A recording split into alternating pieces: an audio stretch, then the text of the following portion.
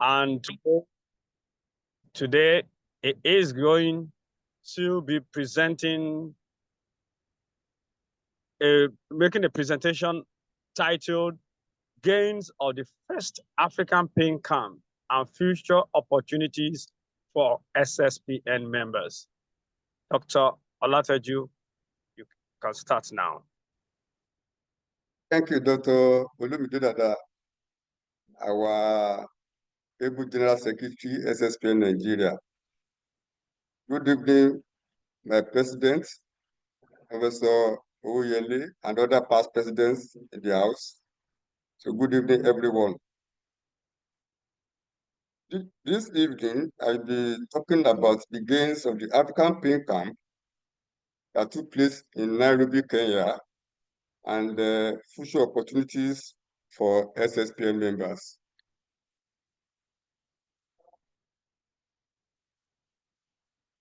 So at background here, you can see the Nigeria participants at the first African Pain Conference that took place in Nairobi, Kenya. You can see Professor Elizabeth Ogbonniwaso, Professor Oyele, Professor Adeshola Odole, our immediate past president, Professor Ronke Akepelu, Dr. Ododo, Dr. Steve Ghana, and myself. So this is another picture at the University of Nairobi, Kenya, that we took at the symposium that took place on the first day. So these are the list of the Nigeria participants. Professor Bamidele Oyele, our SSPN president, Professor Ronke Akepelu, immediate past president of SSPN, Professor Elizabeth Ogbonniwaso, who is also a faculty member of IASP, Professor Adeshola Odole, a physiotherapist from UCH, myself, Dr. Steve Ghana, a general surgeon from Abu Zaria, and Dr. Deborah Ododo, a dietitian who's also from Zaria. So these are the list of the facilitators from all over the world. The number one on the list is Professor Andrew Rice, the IASP president from UK, Jones from Australia, Michael, Romy Parker, Gaston from Rwanda, Ozola, Jennifer from Canada, Mary from Malaysia, and our own Professor Akepelu, Professor Oyele, and Professor Ogbonniwaso from Nigeria, who are also the facilitators at the African Pain Camp. So this is the picture of our president, Professor Oyele, amongst the international facilitators. So what's the theme of 2025 IASP Global Year? So is to identify the opportunities in addressing pain in low and middle income countries. And this theme, this is what we'll be operating throughout this year, 2025. It is important to mention that pain is the most reason for physician consultation in most developed countries, as documented by De Bono et al. Hence, there needs to identify the challenges facing pain management in our settings, which range from patient barriers, healthcare professional barriers, barriers because of medicine, and the system barriers. It is important to mention that all the campers, that is the participants, with the IASP faculty members, we all presented various challenges facing pain management in our own setting. Like myself, I presented the challenges facing pain management in my own teaching hospital. You can see me shaking hands with the IASP president, Professor Andrew Rice. So this is Professor Odole and the IASP president. we all presented at the African Pain Camp. This is Dr. Steve Ghana, a surgeon from Zaria, also shaking hands with the president. This is Dr. Deborah Ododo, also shaking hands with the president. So what are the patient barriers? So this, the patient barrier, we notice that the literacy level is optimal. Then patients, they are used to native medicine. And most of them, when they come to the physicians, they will have used various medicines, and they may make the physician able to diagnose the cause of the pain they are having. Most of our patients, they do personalized illegal pharmacy or chemist shops, with patients using 3 or more drugs with same mechanism of action. In some Nigerian setting, in Yoruba land, we call it Akapo, Gbogbo Ise. And I know that Hausa people and Igbo people, they also have the name for that multiple use of drugs by our patients. There are also problem of opioid addiction and abuse. So what are the healthcare professional barriers? Which include inadequate education. We also find out that most of our doctors, they are afraid of prescribing opioids that we can refer to as phobia.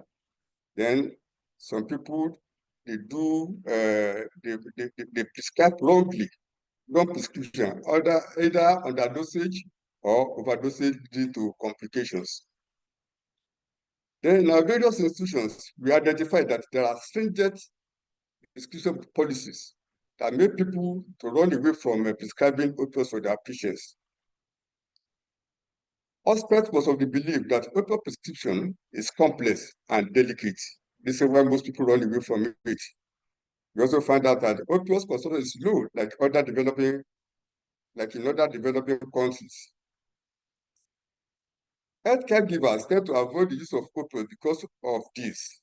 They prefer common drugs like paracetamol, diclofenac, and pentazocine that have little bottleneck problems in prescription. We find out that most GDA boxes in our institutions, the drugs kept there, they are for emergency drugs.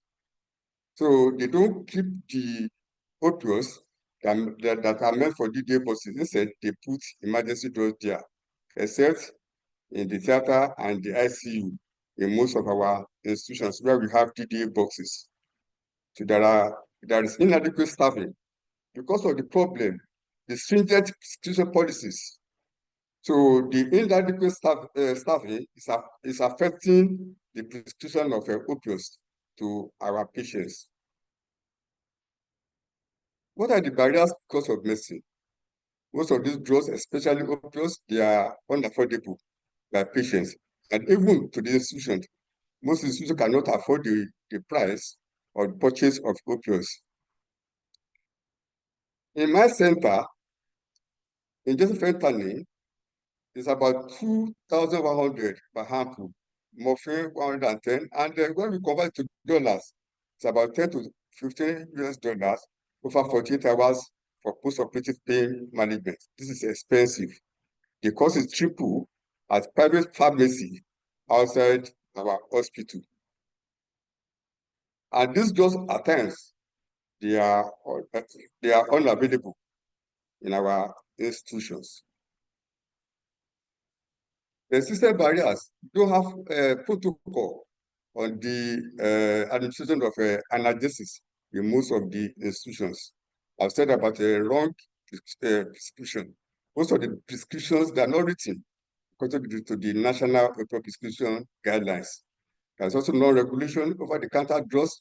People just go buy and sell without any regulation and without any monitoring system. Most of these things, we recorded poor audit. So people don't document, and it's very difficult to take advantage of good auditing when we want to request for the supply of opioids in our institution. Then, how do we overcome all these challenges? How do we overcome them? So after the presentation, the following summary is given about how to overcome challenges or barriers to good pain management in low and middle income setting. Number one, so it's a setting up pain guidelines. Part of education, we need pain education on essential pain management.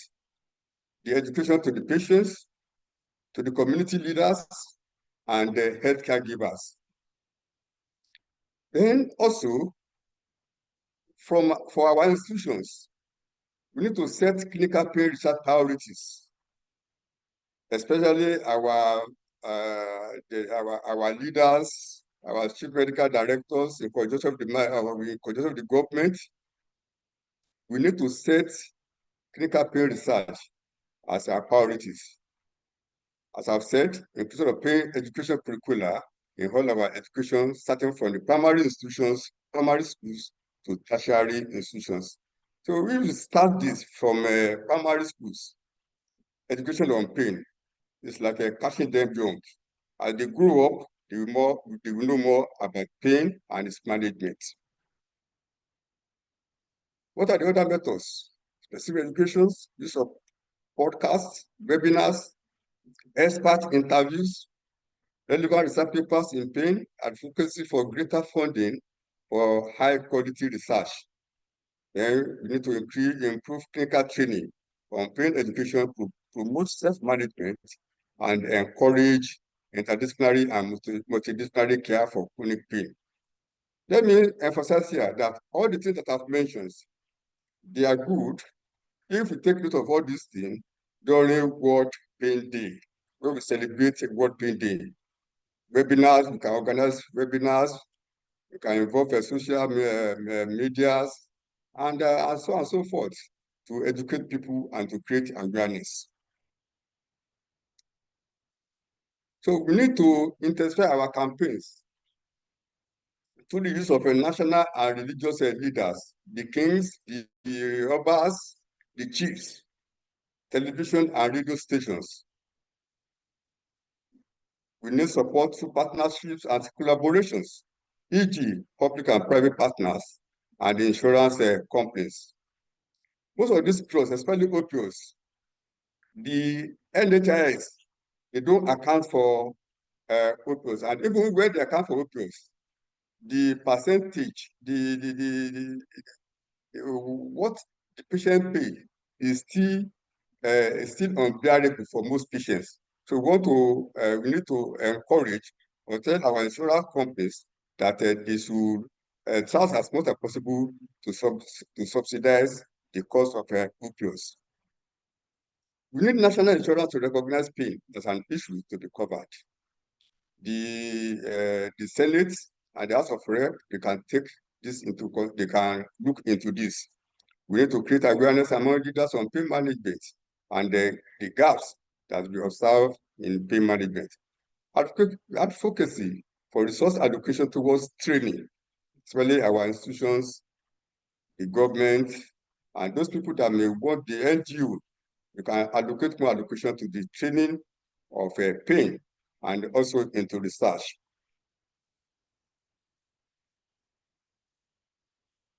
So how do we manage pain? We have a simple method or simple way of managing pain, which I will call, or which is very referred to as RAT. What is RAT? What is R? What is A? What is T? R means that you have to recognize that the patient is having pain.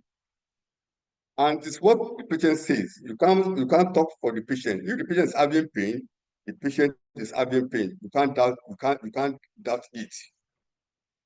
So pain recognition can be individualized, and it's also based on cultural influence. like in the northern part of Nigeria, the pregnant women felt that it's a taboo to exhibit or to put or to show that they are in pain. It's a taboo. This also is affecting pain management. What of A? Before treatment, we need to assess the kind of treatment, the kind of pain the patient is having. Is it acute or chronic? If it is chronic, that means the pain has been persistent for the 3 consecutive months. Is it nociceptive or neuropathic? Is it a cancer or non-cancer pain? We need to identify all this during our assessment. Then, after assessment, we need to treat, following WHO ladder for cancer pain. For post-operative pain, it is in the reverse ladder.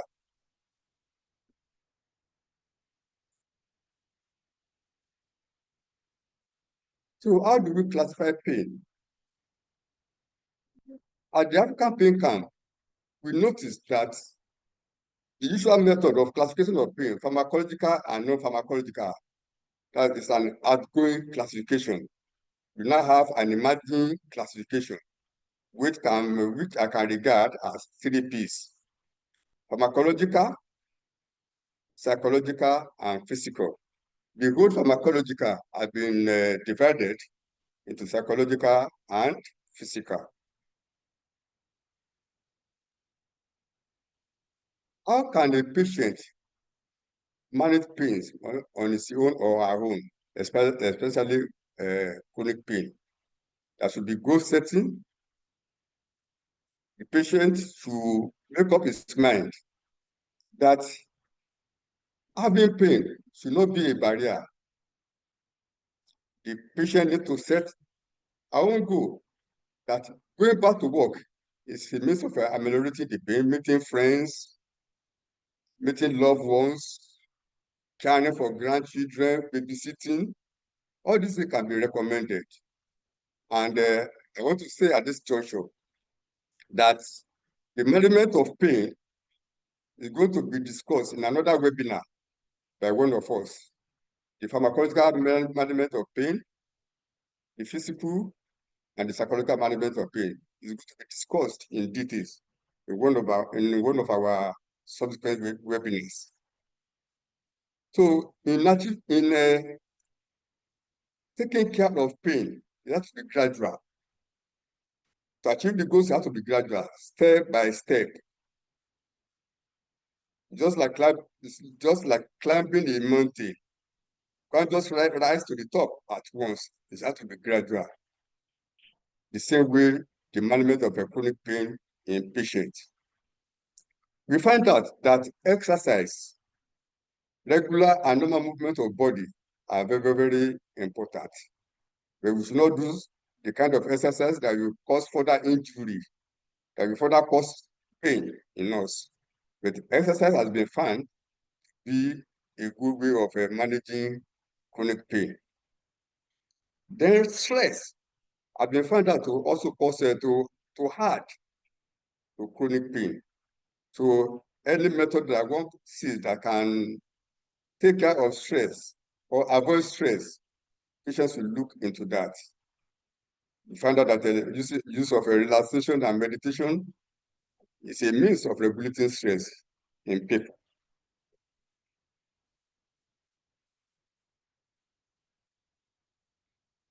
Another thing that we find out that's very useful and is needed in our institution is setting up a multidisciplinary pain clinic.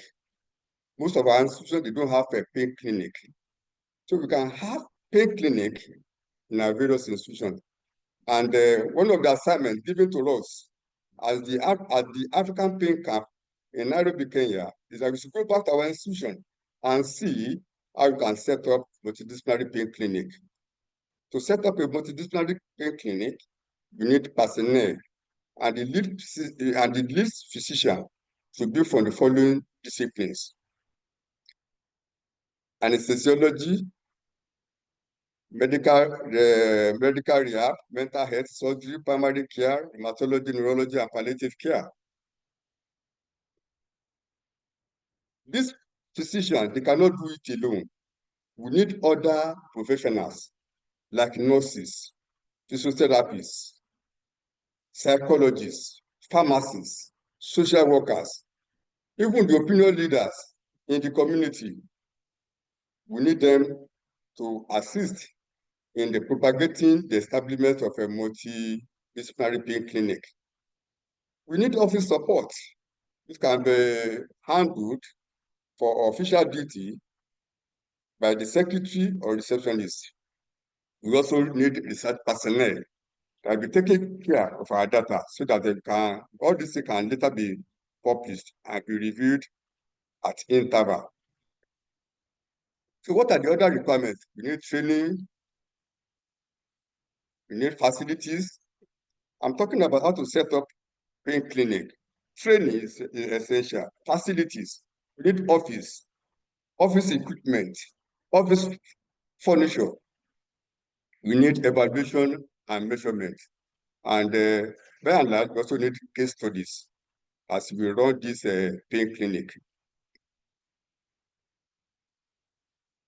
Having talked about my experience or our experience at the African Pain Camp that took place in Nairobi, Kenya, we need to talk about the future opportunities. That is why we are encouraging members, we are encouraging people to join SSPN. Please ensure that you invite 1 or 2 people to join SSPN. We want to increase in number. The more, the merrier. So what are these opportunities? We thank God that the first president of SSPN Nigeria, Professor Olaitan Soyinwu, and the past SSPN president, they have laid good foundation for us. I want to tell us that Nigeria is one of the recognized countries that are very serious, that take pain management or pain society as a serious, very important association. Membership of IASP is open to everyone in the management of pain, as I mentioned earlier on, and as Dr. Olumide Dada said, that SSPN or Pain Society is the largest multidisciplinary healthcare-related association all over the world. So we can draw membership from all specialties to take care of a patient. So let's encourage ourselves by being members of Pain Society at local, state, national, and then IASP because of the benefits of membership. What are the other opportunities? This website, you can Google it. How to enroll for pain management, for training on pain management at this website that I'm showing above. Another opportunity, that's also EPN online program. You can also Google it at the website that I'm showing on the slide. There are various opportunities.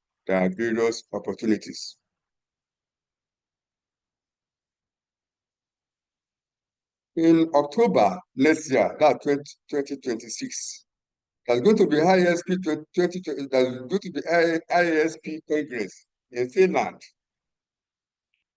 We can start preparation for this.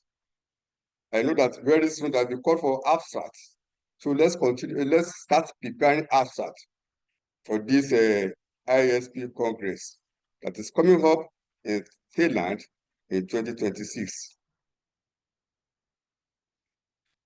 SSPN Nigeria is very rich So we are fortunate to have one of us, Professor Elizabeth Ogbonniwaso, as a member of the scientific committee. She's the only Nigerian and African in that committee. So let's be preparing for abstract submission. If you have abstract to present in that Congress, there may be travel grants for you.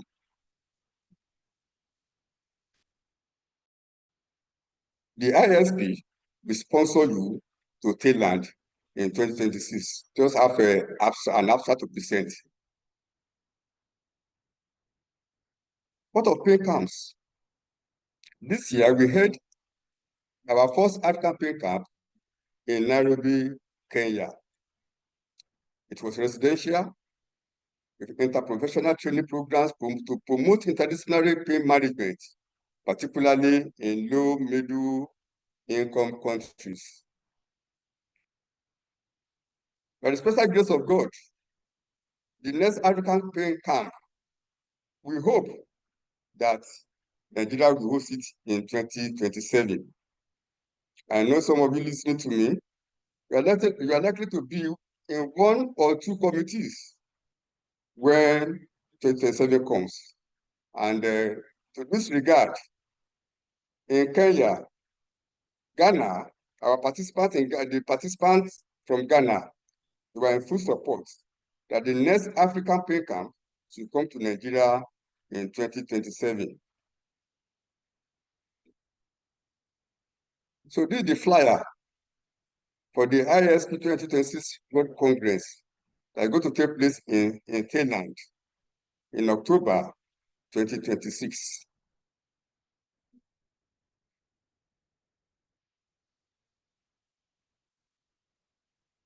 As I've said earlier on, there are opportunities. Another opportunity is that the ISP is now accepting, they are now accepting what I will refer to as they are now accepting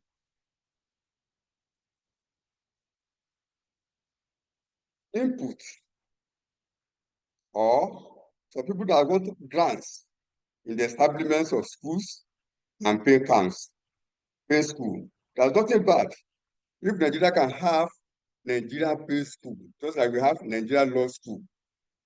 So the ISP is inviting people to ask for grants on the establishment of a pain school in our institution or in our country. The submission of the deadline for this is 15 April this year. Anybody that has interest in this kind of grants, they want to write grants in the establishment of pain school in Nigeria, the deadline for the submission is 15 April 2025. I've talked about the pain camps. The next one, by the grace of God, we expect it to hold in Nigeria in the year 2027. At this juncture, I also want to mention that SSPN Annual Scientific Conference and general meeting is coming up in Uyo, Akwa Ibom State in July this year. We want all the people listening to me to register for that conference. There are opportunities to collaborate. There are opportunities to submit abstracts. So let's start planning to attend that SSPN Annual Scientific Conference and general meeting that is coming up in EU this year.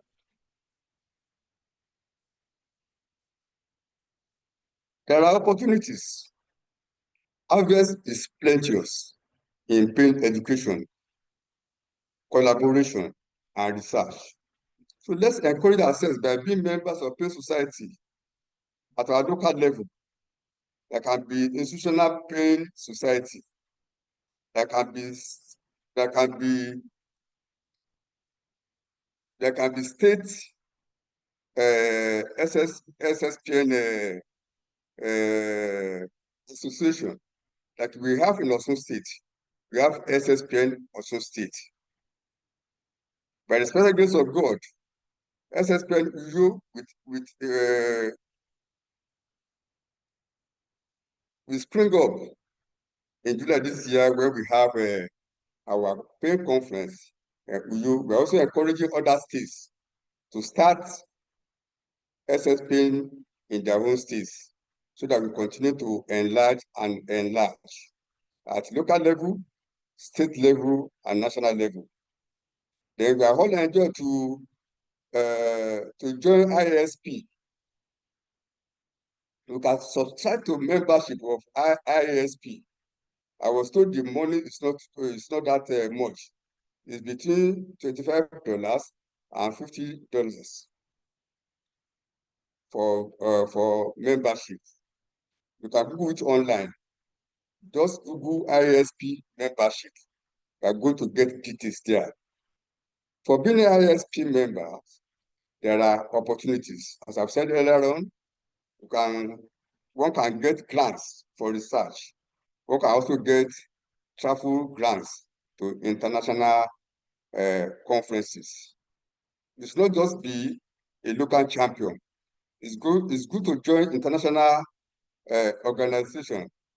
I will never forget what I enjoyed when I joined one international organization which gave me opportunity to travel to UK about 2 times.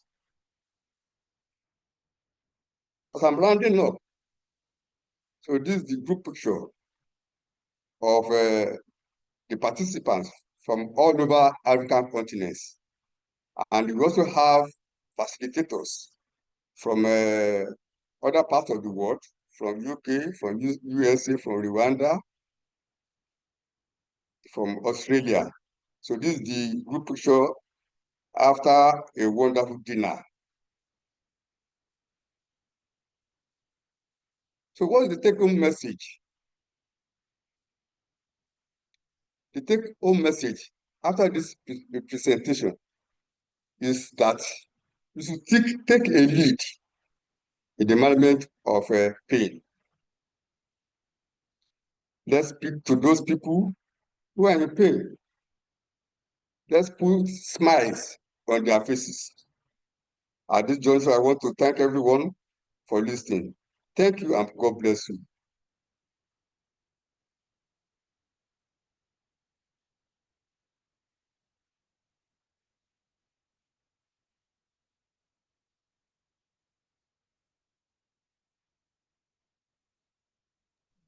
Thank you very much, Dr. Olateju. That was a good presentation, and thank you for exposing us to various opportunities that are available even for us to enjoy as members of SSPN and as members of the IASP. As you have heard, the Society for the Study of Pain is an affiliate of the International Association for the Study of Pain. One thing that you always see is that eventually, if you want to get anything from IASP, one of the conditions now is that you must get a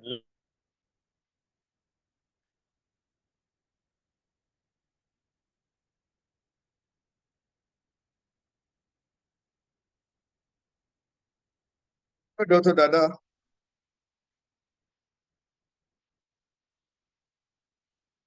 Hello, Dr. Dada.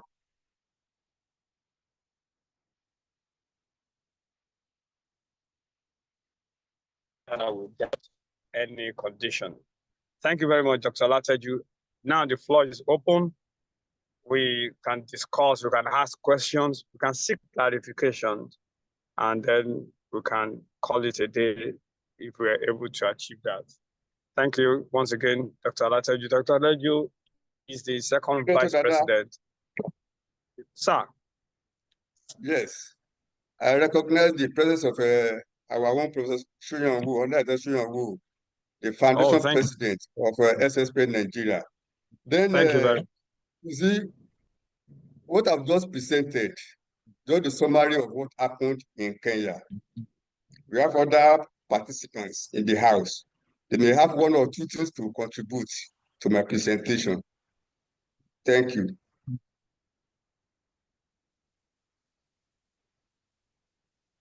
Just like I said, the floor is open. Professor Soyinwo, I will want Professor Soyinwo to open the floor. I crave our indulgence, please. Thank you, Professor Soyinwo. Thank you very much, Dr. Dada, for moderating. And Professor Olateju, thank you very much for that presentation. In fact, you took me down the memory lane with your take-home message. Because when I went for my first ISP meeting, that was in 1996 in Vancouver, Canada, and to present a paper on post-operative pain management. That was exactly the same kind of thing that the president of ISP at that time told me. And that led to the formation of this society in 1998. So thank you very much. I want to congratulate all those who went to Kenya for this African Pain camp, because as Professor Onwoso will tell you, it has taken us so many years of advocacy within ISP to get to that level, to have this pain camp. I read on SSPN WhatsApp group, I saw some people talking about the selection of those who went for the camp. And I'm happy that Professor Olateju has told us how they got there, whether male or female. And I hope that will energize all of us to register for SSPN locally and also be members of ISP, because as he said, there are a lot of advantages. I got to where I am today because I joined ISP in those days. And as Professor Onwoso has risen now to like council level, I was on council of ISP for about for 2 terms. And I served on most of the committees. So there's a lot. Don't depend or don't dwell on what is happening in the country at present. If you work hard, you collaborate, you work on your research, you can get to higher levels and you'll be recognized worldwide. Thank you very much. Those are my comments. Thanks everybody for coming, and I hope we will all be there again to listen to the others. Thank you. Thank you very much. Thank you, Ma. Thank you, Ma. Hello, Dr. Dada. I want to Yes, sir. respond to the selection Go ahead. of those people that went to Nairobi, Kenya. So there was an advert which was posted on our SSPN platform. So I submitted my CV. I also believe the same thing happened to other people that participated. We are fortunate to have 3D facilitators or 3D faculty, I call them faculty members of ISP.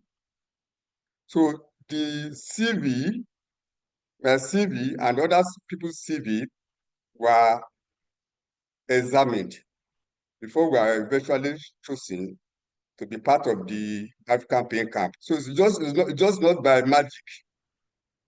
So there are requirements, and I believe we met the requirements. That is why we were chosen to be part of the participants in Nairobi, Kenya. So all of us, as Prof said, all of us, we can get to any level in ISP. But let's start from our local level. Let's participate as we are moving up. Like Professor Ogboji also, as I've said, this is the only Nigerian, the only African member of SSP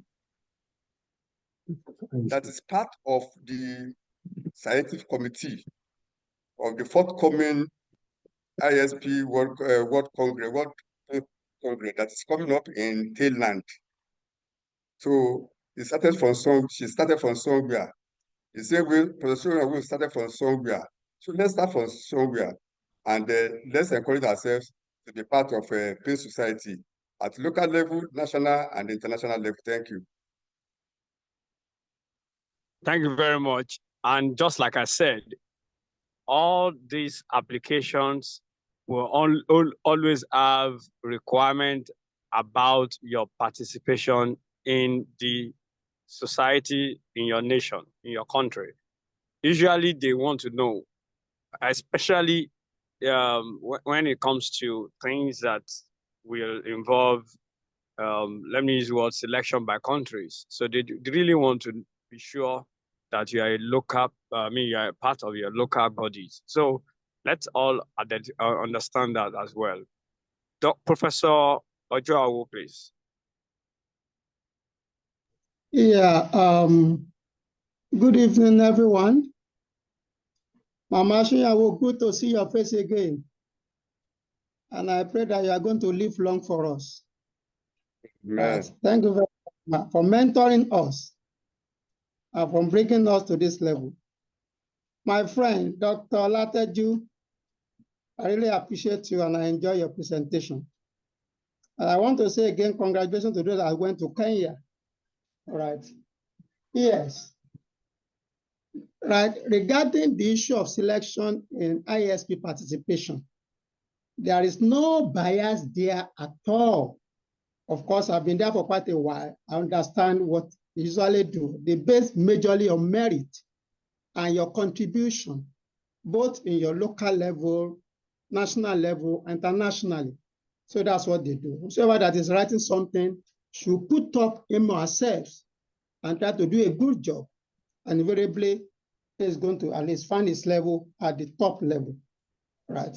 Then what I want to speak towards is the issue of how we are going to resuscitate our chapters. Yes, chapters. Mama Shinyawo is here, Mr. Kipelu is here, Mrs. Wanzo is here. Years back, we have chapters all over. I could remember that some of those days we have been to Ilorin for our conference, and people were there. Staple people were there, members. Ibadan as well, they have chapters there. Members were there, and they're having their meetings regularly. I'm not too sure that those chapters are still viable now. What are we going to do? Our conference is coming up again this July, right? And the last meeting we had at Benin, we charged ourselves that, okay, the PAIN Global Day Against PAIN this year, last year should be celebrated. How many people celebrated it? What's the report? Another year is on the ground now.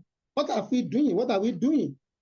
So I want to throw this challenge to all of us, that wherever we are, let's try to bring ourselves together so that we can have more members. At this point, I have to commend Dr. Olateju for the work he did that was handed over to me in Osun State, right? Especially regarding the membership. Good for us. We inaugurated Oshogbo unit. That was last Thursday. I was there and they were very happy. About 14 of them. 14 of them at the Osun State Teaching Hospital. And you can say that that unit is standing now, in addition to the one that we have at Ife. So all things being equal, right? Maybe by next year as well, we'll be thinking of Elisha unit. What I'm saying is that, right, while we are doing what we are doing ISP nationally, let's try to see how we can bring people together in our chapters, hospitals, states, and what have you. And that's going to, right, enhance our membership. Very important. Again, regarding ISP membership, please, I want to encourage as many of us as are possible to kindly join, because Mama is here. I think there's a certain number, a kind of requirement by IASP to make a nation to be a member. So I know that. I don't know how many of them, but if all of us are part of it, There are many things there for us to gain. Thank you. So I want to commend your effort, Dr. Olateju, and those that went to Kenya. We're going to be strengthening you more and more. Thank you very much.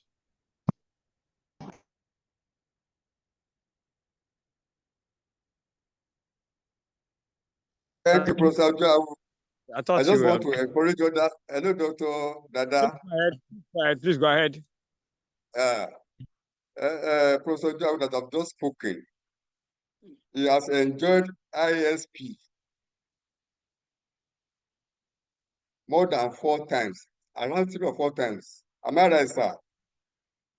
They have been to Spain and some other 3 countries in the course very of. right. So just to sensitize other people and to encourage them. He has traveled out of the country about 3 or 4 times. I know Professor Sonia several times. Professor Fakmanle has also traveled out because of pain management.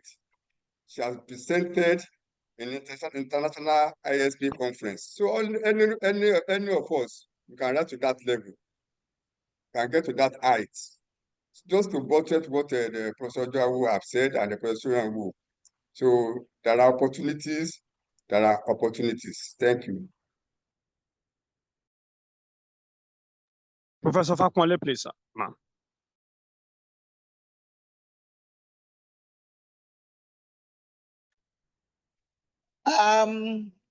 Good evening, the president, members of the executive, foundation president. Dr. Olateju, thank you very much for this presentation today. And congratulations that the team that went to Kenya. Congratulations to all of us that we are part of the first African pain camp. It's indeed heartwarming that at least we're not lagging behind. And it has opened our eyes to a lot of opportunities that are available. I will talk about 2 things mainly. In Dr. Olateju's talk, he talked about several barriers. And the barriers, just listening to him, are things that we have always had. If Professor Soyowo would want to cast her mind back right from the foundation, we've always had these barriers, cost of opioid, unavailability, poor prescription. Over the years, there have been a lot of trainings to try to look at it. I want to ask the team that went to Kenya, now listening to this, how do we as SSPN move forward? How can we start looking at those barriers and see how we can overcome them? In old SSPN conferences, for instance, we used to do trainings, workshops. There will be pre-conference workshop. I would like us to look at it this year to see in what way, which of all these long barriers that we have that we can actually work on to be able to overcome. 2, Dr. Olateju also mentioned that I'm surprised that our numerical strength is 170. That's amazing. Are they all active members? If you are one of those people that people just join we're organizing a conference in Benin, and all the people in Benin will register. We organize a conference in Ife. All the people will. How do we sustain them? How do we continue to maintain this? How many of those 170 people are still active members that we can actually say that? Because I get worried when I see figures like this and the things that are not truly reflective.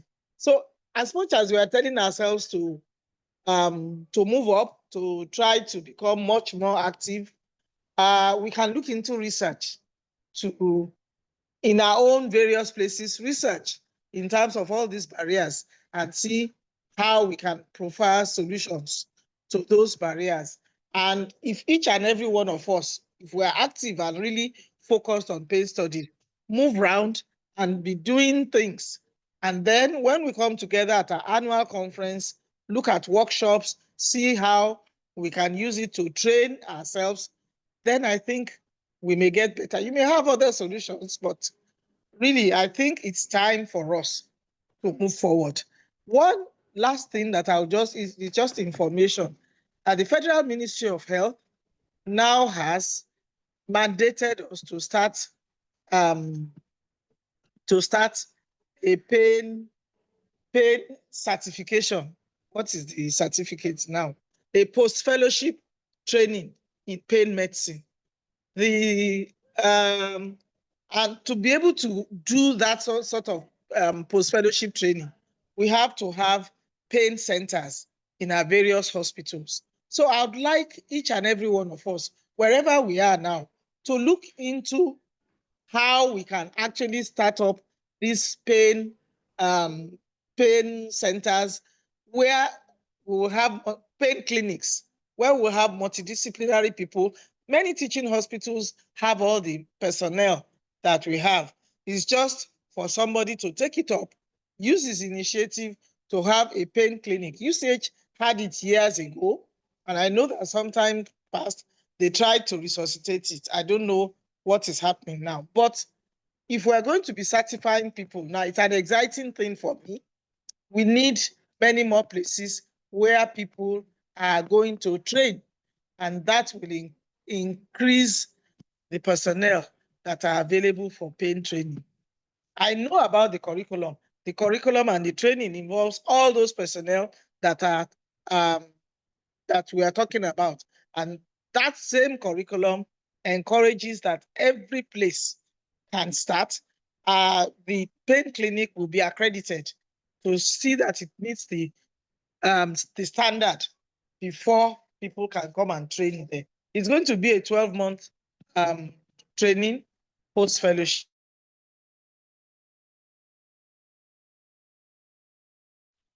Thank you very much, ma'am. Dr. Olateju, please, you need to respond to some of these things so that we can wrap up. Okay.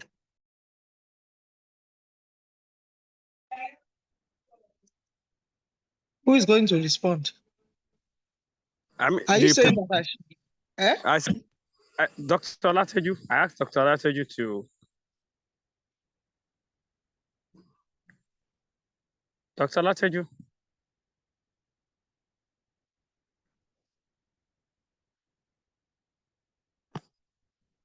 Hello. Okay. Yeah, please go ahead, sir. I have ISP faculty members. Professor Elizabeth is on the platform. Okay. Professor Bamidele Oyele, our president. So any of these people can respond. I also have other participants. Okay. Professor Dole, we have Dr. Steve Ghana. All of them can contribute, or they can answer the question that Professor Fakwani have asked. So over to them. Okay, sir. I'm sure Professor Oyele and Professor Dole, as well as Professor Akinpelu too, will be able to make some contributions to the discussion. Thank you very much, sir.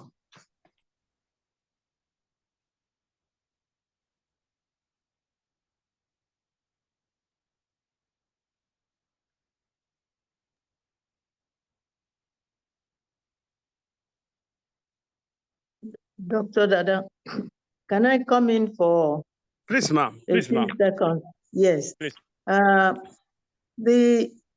I believe that we should be talking about way forward, because as Professor Fakwani said, the barriers that were listed were the barriers that were there from day one. And we've been working over the years. Now we have 3 strong or more members of SSPN who are also functioning at ISP level.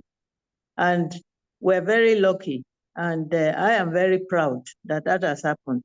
And because Professor Nwosu, Professor Omoyele, and Professor Akepelu, and Professor Fakponle too, they are all ISP committee members. And that's why this camp, part of why this camp was able to take place in Africa. And don't forget, the SSPN is actually the first multidisciplinary African chapter of ISP. The only country, the people we met there were the Middle East, and they were mostly anesthesiologists. So we were the true representative of the multidisciplinary thing.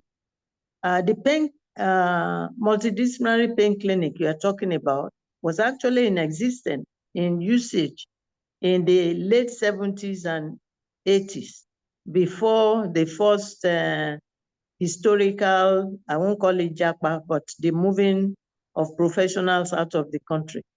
And then we tried to resuscitate it in the 90s and 2000s. And that's what led to our establishment of palliative care in usage. And I'm happy that now we have both a hospital department and a university department. So what I'm trying to drive at is that those of us, or all the people who are in SSPN now and leadership position, they have to have that fire in the belly, as my mentor, Dr. Professor Anne Merriman, would say. They have to take we used to apply for ISP educational grants. And any member of ISP, once you're a member for at least 1 year, you can write a proposal. So you should, what Professor Ojoawo said, we should resuscitate the zonal coordinators. Because if you have your zonal coordinators, that person will drive the zone, and the zone is not just one state. The zone can be like 2-3 states together. And so that the zonal coordinators can have people who can work together in terms of research and look for grants. With the grants you can develop further, because you can publish the results of your grants and you can train. And for training, it is easier to get grants than to get grants for patient support and for service. But from your grant, you can do patient support and service, and you can carry along your hospital to support you. And that's what we have done in Ibadan. So we need to concentrate our efforts on all that.